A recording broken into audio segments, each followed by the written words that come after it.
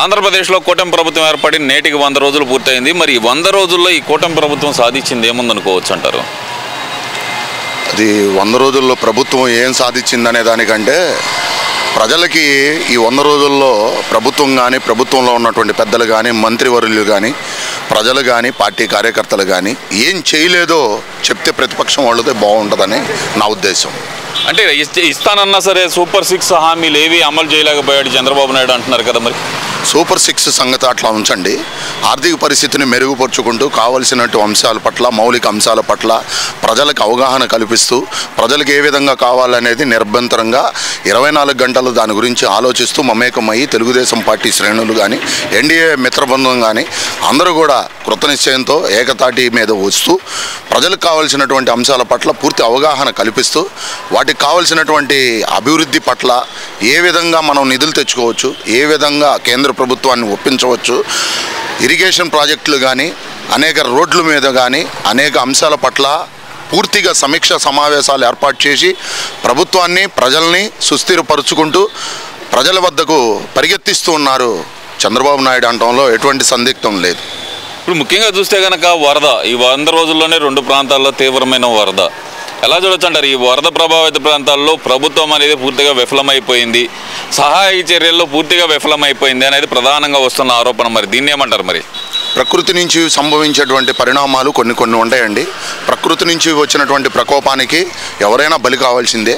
కానీ మానవతా దృక్పథంతో ఆలోచించి కొన్ని విషయాల పట్ల వాటి యొక్క కరకట్ల మరమ్మతులు కానీ, వాటికి సంబంధించిన బ్యారేజీల విషయంలో కానీ పూర్తిగా ప్రజల్లో గతంలో ఉన్నటువంటి వైకాపా ప్రభుత్వం పూర్తి నిర్లక్ష్యం వల్ల ఈరోజు బుడమేరు వాగు అలాగే పొంగటం, కొన్ని వరద బాధితుల్లాగా ప్రజల్ని చేసే ఆనందపడుతున్నారంటే అటువంటి సైకోల గురించి మనం మాట్లాడుకోవటమే అనవసరం అనిపిస్తూ ఉంది. అంటే ఈ వరద పాపం చంద్రబాబు నాయుడుదే, తన ఇంటిని మునక్కుండా కాపాడుకోవడానికి చంద్రబాబు నాయుడు చేసిన కుట్ర ఇది, ప్రజలు ఏమైపోతే నాకేంటి అనేది ప్రధానంగా వస్తున్న ఆరోపణ. మరి ఏమండి, వాళ్ళకి జ్ఞానం లేదు, వాళ్ళకి విచక్షణ లేదు, వాళ్ళకి విలువలు లేవు, విశ్వసనీయత అసలు లేదు.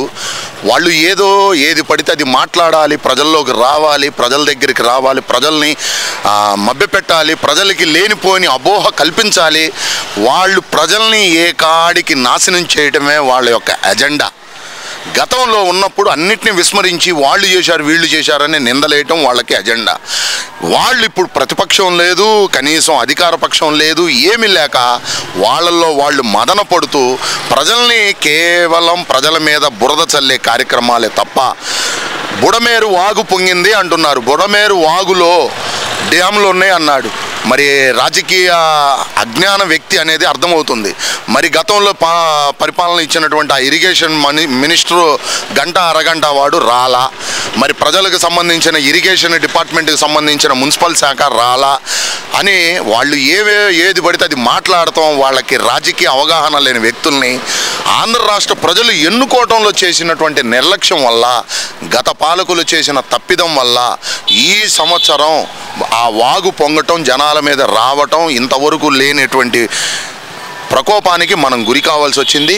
ఇందులో నిబద్ధత, నిజాయితీ కలిగినటువంటి 75 ఏళ్ల వృద్ధుడు ఈ రకంగా చేస్తాడా అని చెప్పి టోటల్గా ఉన్నటువంటి ఇండియా రాష్ట్రాల్లో, అన్ని రాష్ట్రాల్లో కూడా చంద్రబాబు నాయుడు యొక్క దీక్ష, దక్షత, పట్టుదల, కృషి, ఆయన ఇంత వయసులో కూడా ఈ విధంగా చేయగలరా అని ముఖ్యమంత్రులందరికీ ఒక దిశ నిర్దేశం చేసి మార్గదర్శకంగా నిలబడినట్టు ఏకైక వ్యక్తి ఒక చంద్రబాబు నాయుడు అనటంలో ఎటువంటి అతిశయోక్తి లేదు. ఫోటో పోజుల కోసం మాత్రమే ఆయన వరద నీటిలో దిగాడు కానీ వరద బాధితులకు ఏం సహాయం చేయలేదు అంటున్నారు కదా. మరి అదే ఫోటో కోసం, అదే వరద బాధితులకి తక్షణ సహాయం చేయాలని చెప్పి మురుగునీటిలో, డ్రైనేజీ నీటిలో, కాలువల్లో ఎక్కటం దిగటం ఇన్ని చేసిన వ్యక్తి, అదే ప్రతిపక్ష నాయకుడిగా కావాలని హోదా అడిగినటువంటి వ్యక్తి మరి ఎందుకు రాలేకపోయాడు?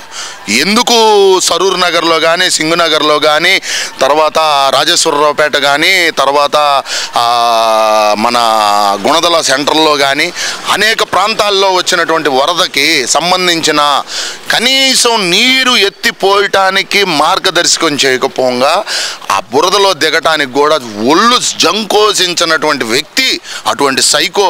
అతను మాట్లాడే మాటల వల్ల అసలు అతనికి ముందు లండన్లో మందులు ఇప్పించండి, ఆయన లండన్ అన్న పంపించండి, ఆ హైకోర్టు వాళ్ళతో మాట్లాడుకొని ఇట్లాంటి వ్యక్తిని ఇక్కడ ఉంచాకంటే ఆ పాస్పోర్ట్ ఏదో సీజ్ చేసి ముందు అట్లాంటి వాళ్ళని పంపించండి.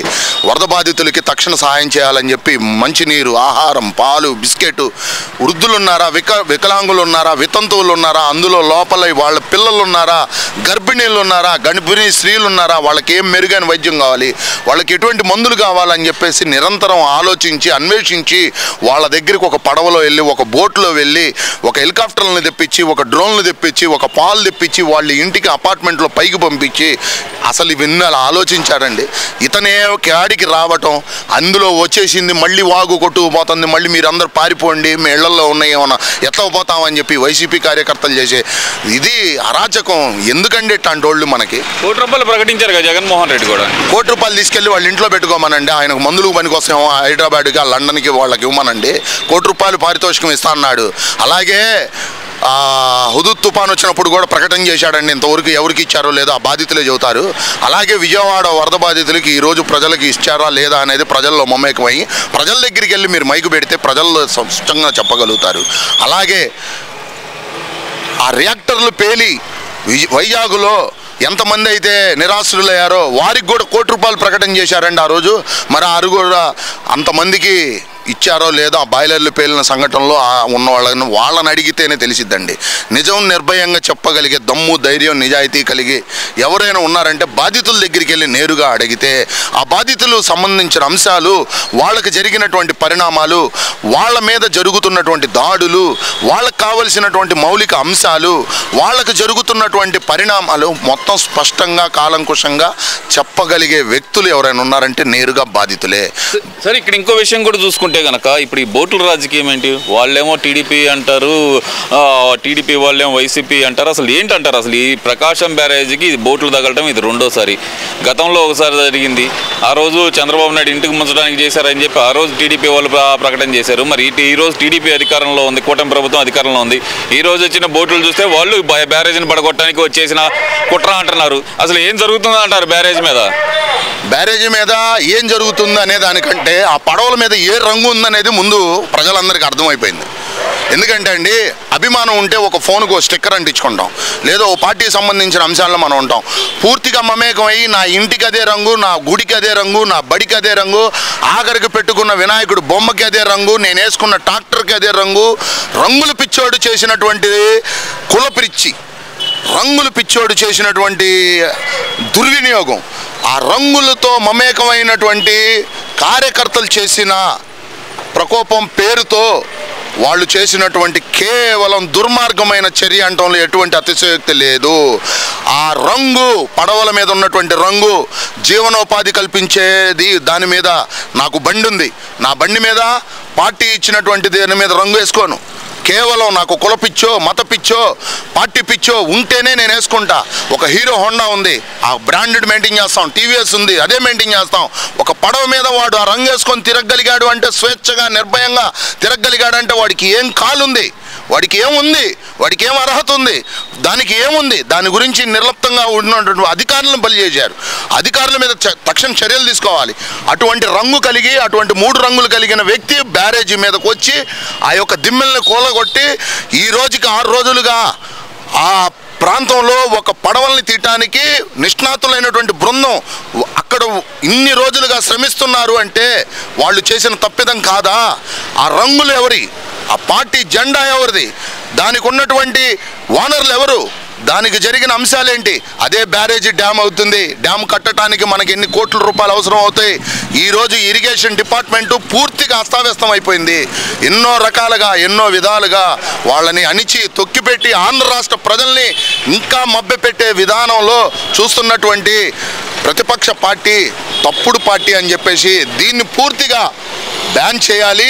ఇటువంటి వ్యక్తుల పట్ల పూర్తిగా అధికారులు, పార్టీ వారు, ఇప్పుడున్నటువంటి ప్రతి వ్యక్తి కూడా వాళ్ళ మీద చర్యలు తీసుకొని వాళ్ళని పూర్తిగా రాకుండా కట్టడి చేయాలని చెప్పేసి నా వంతుగా నేను తెలియజేస్తున్నాను.